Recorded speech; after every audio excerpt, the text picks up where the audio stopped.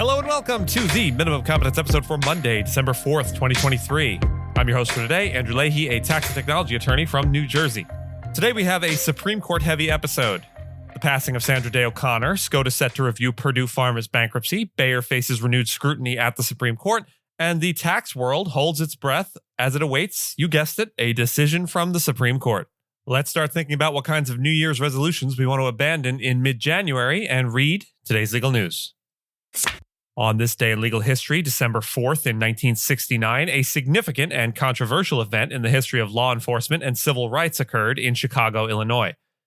Fred Hampton, a charismatic leader of the Black Panther Party, and fellow Panther Mark Clark were tragically killed during a predawn raid by a special tactical unit of the Cook County, Illinois State Attorney's Office, alongside the Chicago Police Department and the Federal Bureau of Investigation. This incident not only sparked widespread outrage, but also raised profound legal and ethical questions about law enforcement practices. The raid was ostensibly conducted to search for illegal weapons. However, it later emerged that the FBI, under J. Edgar Hoover's COINTELPRO operation, had specifically targeted the Black Panther Party as part of a broader effort to disrupt and discredit radical political organizations. The details of the raid revealed a deeply troubling scenario. Most of the nearly 100 shots fired came from law enforcement, while evidence suggested that only one shot was fired by the Panthers. Fred Hampton, who was only 21 years old, had been rapidly rising as a prominent and influential figure in the Black Panther Party. Known for his powerful oratory and organizing skills, Hampton was instrumental in brokering a non-aggression pact among Chicago's powerful street gangs and was actively involved in developing community service programs. The deaths of Hampton and Clark led to numerous lawsuits and legal actions. In 1970, a federal grand jury concluded that the raid was ill-conceived and resulted in unjustified use of excessive force. Subsequent civil suits led to a settlement in 1982 where the city of Chicago, Cook County, and the federal government agreed to pay $1.85 million to the survivors and families of Hampton and Clark. This incident remains a stark reminder of the tensions between law enforcement and civil rights, highlighting issues of police brutality, racial injustice, and the limits of lawful governmental action. It has since become a significant case study in law schools and criminal justice programs, examining the balance between law enforcement objectives and the protection of civil liberties. Sandra Day O'Connor, a towering figure in American jurisprudence, passed away at 93 on December 1st, 2023. Born on March 26th in 1930, O'Connor grew up in her family's Arizona ranch, a challenging environment that instilled in her a strong work ethic. Graduating high school at 16, she attended Stanford University and at the age of 19 entered Stanford Law School, where she was one of only 5 women in her class. Despite graduating near the top of her class, O'Connor faced gender-based employment barriers, eventually finding work in the San Mateo County, California Attorney's Office. Her legal career was marked by several firsts. She was the first woman to lead a state senate as Arizona Senate Majority Leader in 1973, and in 1981, she broke centuries-old barriers as the first woman appointed to the U.S. Supreme Court. Nominated by President Ronald Reagan, she was unanimously confirmed by the Senate.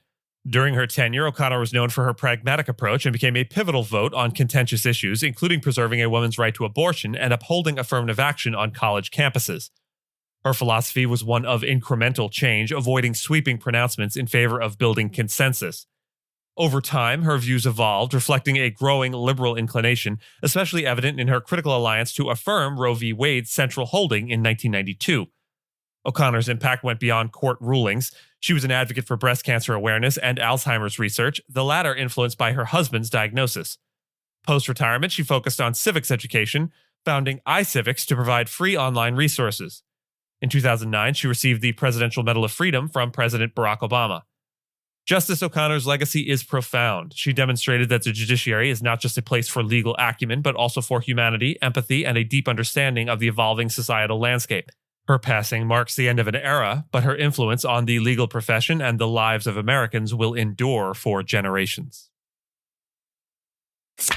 The U.S. Supreme Court is set to review the legality of Purdue Pharma's bankruptcy settlement, which has been challenged by President Joe Biden's administration. The settlement involves Purdue's wealthy Sackler family owners who would receive legal immunity in exchange for paying up to $6 billion to settle lawsuits related to the opioid crisis. This deal was initially upheld by the Second U.S. Circuit Court of Appeals, but the Biden administration contends it could set a precedent for wealthy individuals and corporations to evade mass tort liability through bankruptcy. The central legal question is whether U.S. bankruptcy law allows for Purdue's restructuring to include legal protections for the Sacklers who haven't filed for personal bankruptcy. Purdue filed for Chapter 11 bankruptcy in 2019. largely due to lawsuits alleging that its OxyContin medication fueled the opioid epidemic, causing over 500,000 U.S. overdose deaths in 2 decades. The proposed settlement, approved by a U.S. bankruptcy judge in 2021, is estimated to provide $10 billion in value to creditors, including governments, hospitals, and individual victims. While the Biden administration and 8 states initially challenged the settlement, all states dropped their opposition after the Sacklers increased their contribution to the settlement fund. The Second Circuit ruled that allowing lawsuits against the Sacklers would undermine Purdue's bankruptcy settlement. The Sackler family, while denying wrongdoing, expressed regret about OxyContin's role in the opioid crisis. The administration argues that the settlement is an abuse of bankruptcy protections and alleges that the Sacklers withdrew $11 billion from Purdue before agreeing to the $6 billion settlement. Despite opposition from the administration, over 60,000 personal injury claimants support the settlement and the Sacklers' legal immunity, emphasizing the need for the funds in addressing the opioid crisis. Bayer is currently facing heightened scrutiny as the U.S. Supreme Court reviews a significant case involving its Roundup weed killer amid mounting legal challenges and investor pressure. This attention comes after a series of recent trial losses where plaintiffs successfully argued that Roundup causes cancer, overturning Bayer's previous 9-trial winning streak. The ongoing Philadelphia trial, involving Pennsylvania resident Kelly Martell's claim of developing non-Hodgkin lymphoma from Roundup use, is particularly critical in determining the trend of these litigations.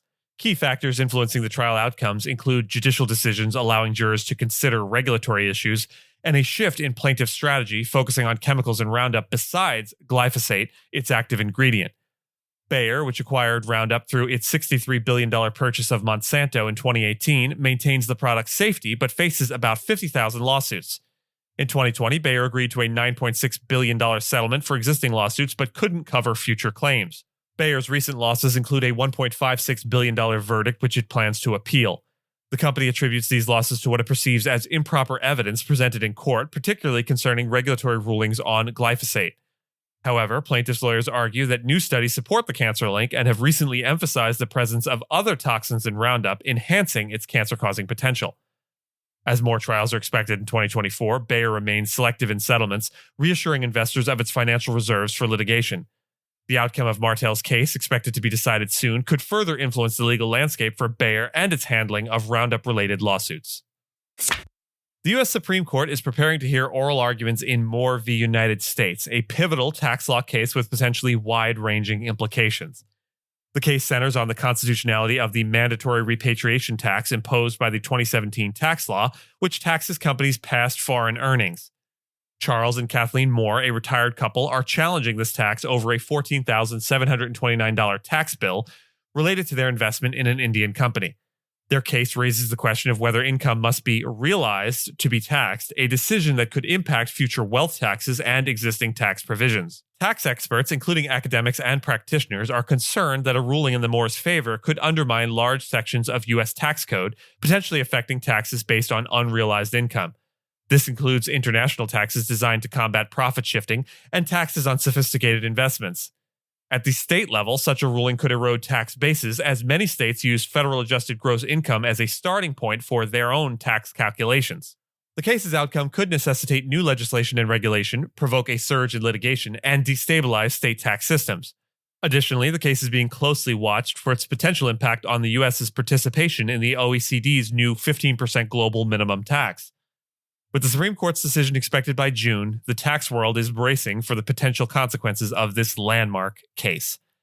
And with that, I thank you so much for listening to Minimum Competence, your daily news podcast for lawyers. If you're looking for more than Minimum Competence, links to further reading on all the topics touched on today are in the show notes. If you have any questions or story suggestions, you can find us on Mastodon on the esq.social instance. I'm at Andrew, and my co-host Gina is at Gina. The views, thoughts, and opinions expressed in this podcast are those of the host and do not represent those of any organization we may be affiliated with. Nothing here should be construed as legal advice because it is certainly not legal advice. Reviews go a long way towards helping new listeners to find our show. If you have a moment and can leave a rating or review on your podcast player, we'd appreciate it. And if you know someone that might be interested in a story we cover, consider sending them the episode.